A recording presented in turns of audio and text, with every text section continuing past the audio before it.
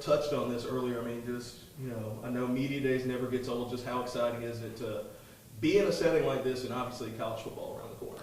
Well, it's exciting. Media days serve as the official kickoff for the college football season. You can feel the energy, you can feel the excitement. I'm really excited that Jalen and Char got an opportunity to really witness this and really truly understand how many people are watching and how important it is across the country. And then the Sun Belt does everything in a first-class manner. So it is exciting, and I think gives you some renewed energy as we go back to Jonesboro now and really start this journey when our players report on Tuesday and we practice on Wednesday. We practice on Wednesday for the first time. Is this kind of one of the earliest fall camp dates you can kind of remember? Or you've obviously had some experience like starting like late in July like this. Yeah, it's one of the earliest, and we could have started a few days later, but I like the format of the 25 practices, but you got 29 days to get them in, so you're able to have the luxury in your scheduling of getting players more days off, more time to get in the training room. So I think from the overall health and welfare of our student athletes, I think it's better to start at this time and then have the luxury to give them more days off throughout the course of training camp. I know health-wise of the team, I mean, I know we talked about, Jacob Bayer coming back, from his injury. How's his health looking, and just health of the team-wise, how's it looking? Jacob Bayer continues to progress. He'll be available throughout training camp. I think we have to do a good job of not rushing and managing him, because I know Jacob, he's going to want to get in there and perform right away. Not sure when he'll be available in terms of live game reps and game situations, whether it's game 1, game 2, game 3. We'll have to continue to evaluate his progress throughout the course of training camp. Other than that, some things that are associated through a long summer, but we're pretty much a healthy football team going into camp. What have just been some of the reports you've heard from players and the strength coaches just about how well the offseason has been going? I think it's been a really productive offseason. I think our older players have done a great job of leading. I think our leadership is more distributed than it's ever been.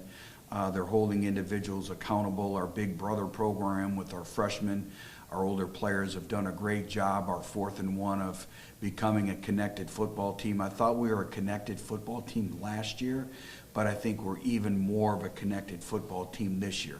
We got a group of guys that believe in our principles and our values, and they understand the expectations, and that's been great to see. You can kind of feel that every time you walk into our building, and especially being gone for a few weeks on vacation and being able to come back, you realize what type of special group of individuals we have.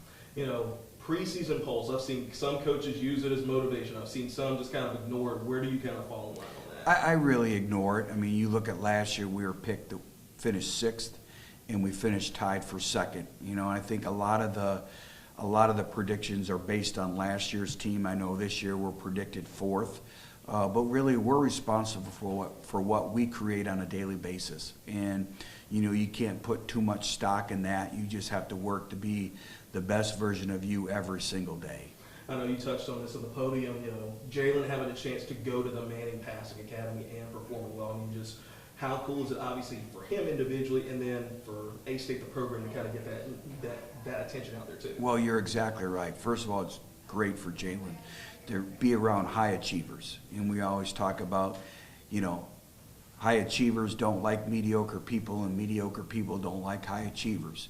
So for him to go and be a part of the Manning Passing Academy, the Manning family, and really be around some of the highest achievers in all of college football, and bringing in professional football coaches and the daily grind that they put them through, I think that's been really beneficial for him. But it's also beneficial for Arkansas State. Get your name out there. All the mini campers now that know the Red Wolf logo, that know, everything there is about Arkansas State. So I think the more that we can foster that from a national stage does nothing but help Arkansas State. Got to ask about Charles. Just how much have you just seen him grow and develop from the moment he arrived here as a person and a player to now? He's a microcosm of our football program. The way he's grown and developed, not only on the field but off the field. He's one of our biggest ambassadors in the community. I mean, one day he may come back to Jonesboro and run for mayor. He knows anyone and everyone. The Jonesboro community means a lot to him. He's one of our culture setters. He's one of our leaders. And I think that's where we've come in our program, is it means something to our players now to wear the red and black of Arkansas State and to wear that logo. We always talk to them that the logo never comes off, and you're representing Jonesboro and Northeast Arkansas and Arkansas State on a daily basis. And Char is a great illustration of that. You know, you touched on fall camp starting. Just what are some of the things you want to achieve, like these final days before camp starts? Well, with the final days, it's kind of wrapping a bow around it and putting the finishing touches to a great off season. So we have one more scheduled team activity workout, and it's a great conditioning session. It's making sure we're fundamentally ready for football camp, the fundamentals and details of every single position, but also the football intelligence of really securing our first 3 to 4 installs that they know, so the mind don't tie the feet up, so we can start fast and finish strong in training camp.